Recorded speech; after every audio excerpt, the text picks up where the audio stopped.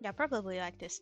Oh, you once asked for topics we are curious about for asking questions. I would love to see a brief list of all the processes involved in complex drawing. Like, for a complete amateur, color picking is not a thing. It is easy. It is yellow equals yellow. But in truth, it is the huge part of creating an art piece. I would love to see that. See what you think are the main building blocks in step of full art piece. It's okay. I will add it to the list. Yeah, it is hard to do it. Even as an artist, it is really hard. And I really dislike the part I need to pick colors. Because usually what you do is like... Let me grab my color wheel. Usually what you do... This is not the best example, but I like to use it, the square color wheel instead of the triangular one. But usually what you do is I will focus this more on a video or another stream, but usually what you do is you pick a color family from the color you want to do, from the biggest rainbow color wheel around the square, and then after you select like a U, which is the rainbow color family thing, you start selecting the color. You know that the brighter it is, the more saturated the color will be, and the darker, like the more, let's see like this, the more you go to the right, it will be saturated color, and the left side it will less saturated. So you need to avoid the extremes, otherwise it will be either white or black or saturated red in this case, and another time and black again. This part will always be maximum saturation. It will be saturation at 100%. And this will be always the values at 0%. Here is 0%, here is values at 100%. The values are important because it will make you see the colors more lighter or more darker considering your needs. Imagine I wanted to draw a grayscale illustration, or work with grayscale first, then color. Let's take this palette for example. I will turn it gray. You can see that the darker shades I choose, which is the maroon and the dark brown, have the highest values, which is the closest to the values at 100%. They are around 70, no, it's actually the opposite. They have the less values, which is why they are so dark. They are around 11 to 20% values, while the lighter shades are closer to 85 to 90% of values. Of course, I'm a big noob at color picking. I need to study more, but you need to make a consistent illustration with values. It will make your illustration more interesting. But in a general way, this gives you a lot of time to actually process stuff, and it's suitable for more like a series of how to color than properly only a short clip, stream clip. So I'm trying to summarize my whole situation. without all these small thingies like percentage of values, etc., you only need to focus is do not choose colors on the extreme right side of the square and on the extreme left side of the square unless it's truly intended. So unless you want a gray or a white that is slightly going forward to the hue you selected, being hue the color of the wheel you selected, this time is red, but it could be like greenish blue or purple or yellow. Unless you want a really saturated yellow, which I would not recommend because it will be really eye straining,